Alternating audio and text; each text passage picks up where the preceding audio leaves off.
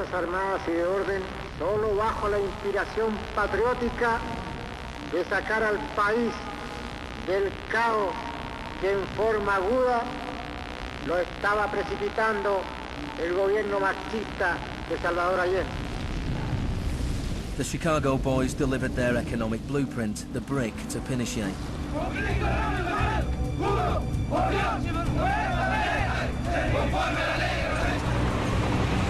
In the days that followed, more than 13,000 opponents were arrested and imprisoned.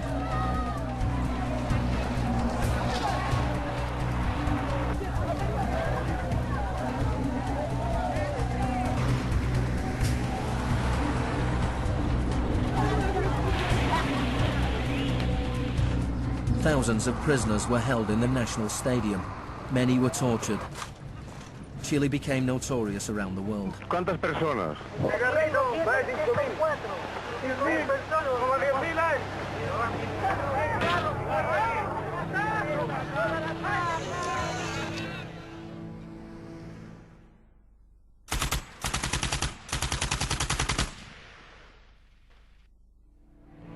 At the beginning of November, 5,000 prisoners were released. The 900 they left behind were transferred to other detention centres.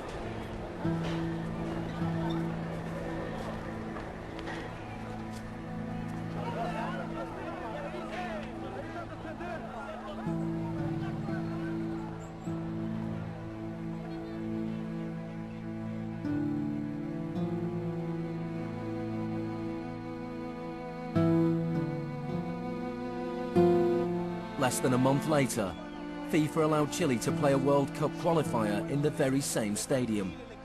Their opponents, the Soviet Union, refused to play there, so Chile were allowed to score into an open goal and went through to the 1974 World Cup finals.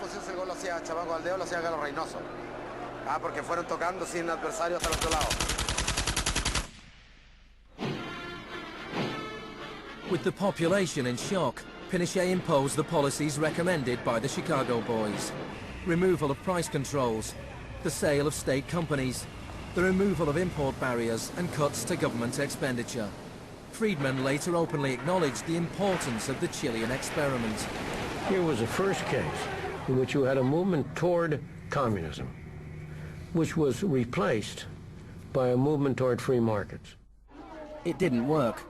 A year later, inflation was 375% per year, the highest in the world. So in March 1975, Arnold Harberger and Milton Friedman flew into Santiago. He used a phrase that had never before been used in a real-world economic crisis. He called for shock treatment. He said that he was like a doctor that was going to help a country that was suffering an epidemic, and he was simply prescribing the medicine. Friedman wrote that General Pinochet was sympathetically attracted to the idea of a shock treatment, but was clearly distressed at the temporary unemployment it might cause.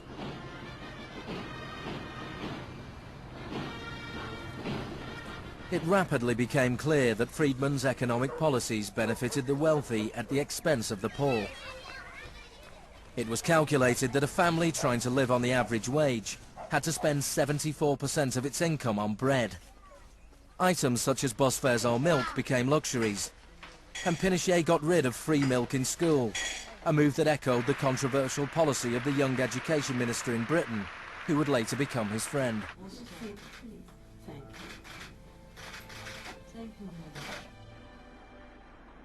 In order to enforce these economic policies, there had to be an enemy to fear. Tampoco creo que se haya triunfado totalmente sobre el marxismo. El marxismo es como un fantasma. Cuesta mucho tomarlo. Mejor dicho, no se puede tomar.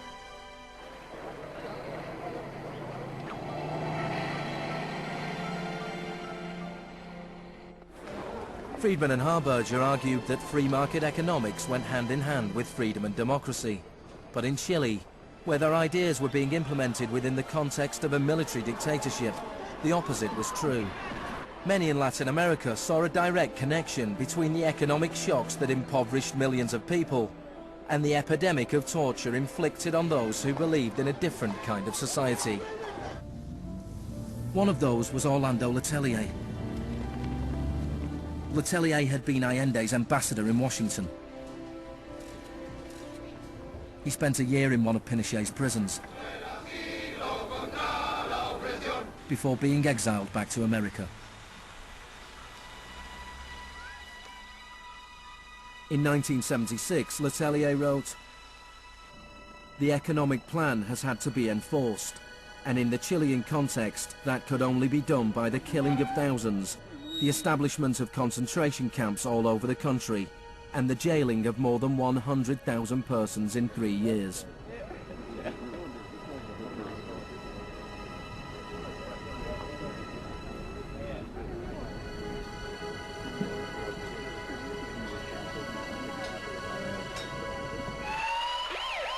Less than a month later, Letelier was killed by a car bomb.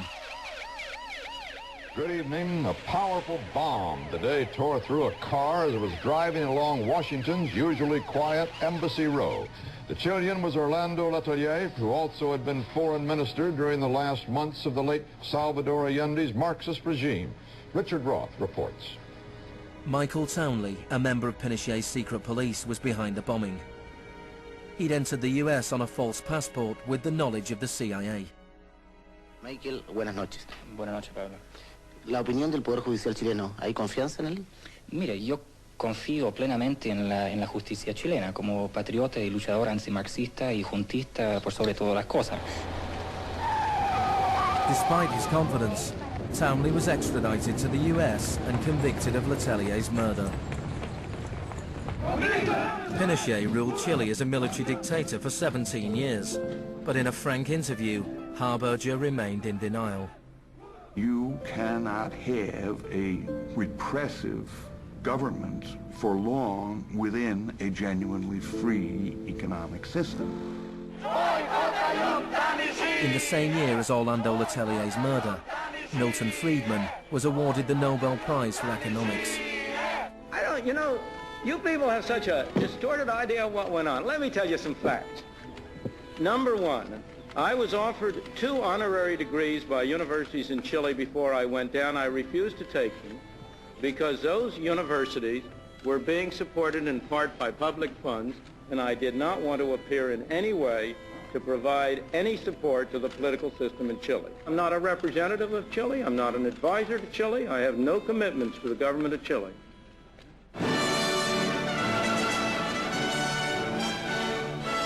I now turn to you, Professor Milton Friedman. Friedman, go home! Friedman, go home! Chile wants frihet! Stoppa kapitalismen! I am very sorry for this incident. It could have been worse.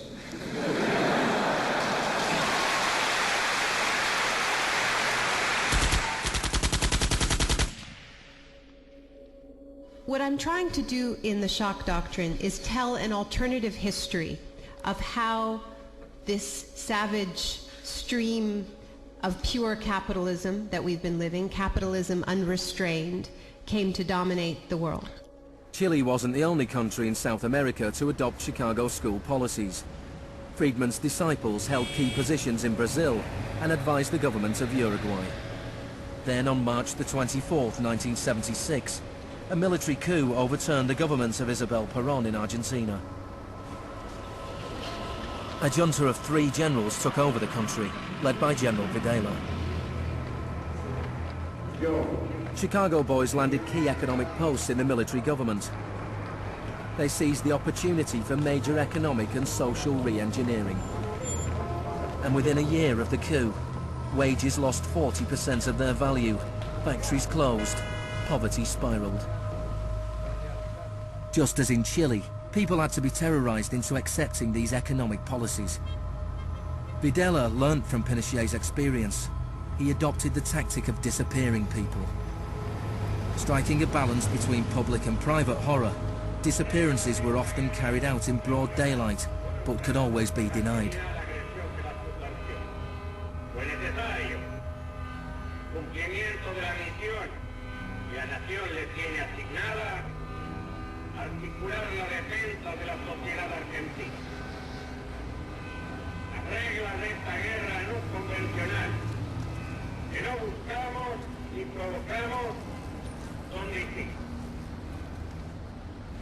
Many of the techniques used by the Chilean and Argentinian military had been learnt in the US-run School of the Americas.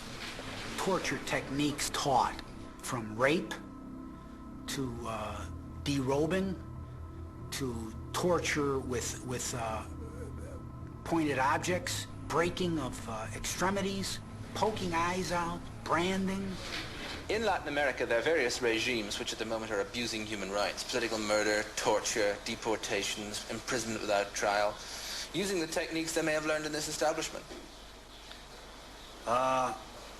You may be right. If you can say that the skills which we've taught here have been applied, I can't deny that. The use of torture of a known enemy soldier to gain some kind of military advantage, I think, is justifiable and smart.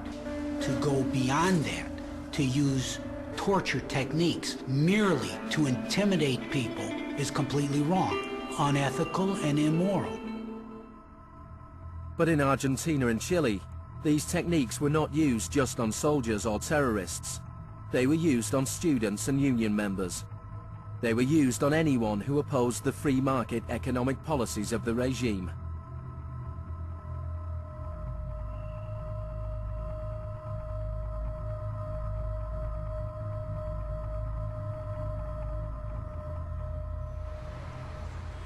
In 1978, the Argentine junta hosted the World Cup. The final was played in a stadium less than a mile away from the biggest detention camp in the country, where thousands of prisoners were held in torture chambers. Decir que con los goles, con el grito de gol, se tapaba la voz de los secuestrados, los gritos de los secuestrados era una realidad. Organización extraordinaria, miles y miles de banderas, miles y miles de gargantas embronquecidas, 25 millones de argentinos que tienen un solo color, el celeste y blanco. El fútbol ha hecho el milagro del país, de este país maravilloso que nos siguen atacando a aquellos que... And Argentina took their terror regime one step further than Chile. Among the disappeared were hundreds of pregnant women who were allowed to